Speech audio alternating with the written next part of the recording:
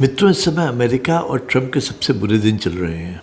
America में internal unrest भी चल रहा है, जगह जगह प्रदर्शन हो रहे हैं। इसके अलावा अमेरिकन डेट कोई ख़रीद नहीं रहा है। जो ट्रंप टेरिफ की धमकियाँ दे रहा था दुनिया भर में, वो नहीं चल रही हैं। और ऊपर से अमेरिका का किसी भी कंट्री से ट्रेड डील भी नहीं हुआ है। तो ऑल इन ऑल ट्रंप बहुत ही हैरान परेशान है इस समय। अभी G7 में उसकी और मोदी जी की मुलाकात होने वाली थी, पर वो उसके पहले ही वहाँ से निकल लिया। Probably he was avoiding Modi's meet.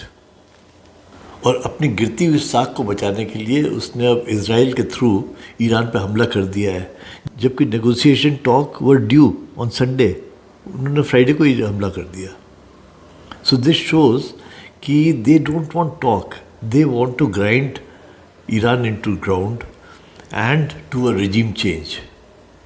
उससे वो अपनी दादागिरी इस्टेब्लिश करना चाहता है। नाउ ही नोज़ कि economically he can't challenge China और other countries, so he has to show his muscle power now, and that is what they are doing.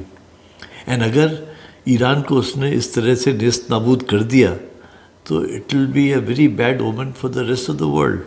अगर अब वो एक दफ़े उसके दांत में खून लग गया तो फिर वो दूसरी कंट्रीज़ पे भी यही करेगा, दादागिरी। एंड मुझे तो डर यही है कि उसका next target will be India, because between China and India, India is weaker, so he will not take on China, पर वो इंडिया के ऊपर अटैक कराएगा by China and Pakistan. Now let us see how Russia plays its cards. अगर Russia, China, India can form an alliance before he does that, then we are safe.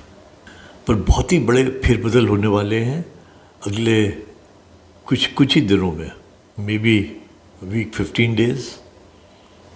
आपका क्या ख्याल है मित्रों? ज़रूर बताएं। Thanks for listening. Good bye.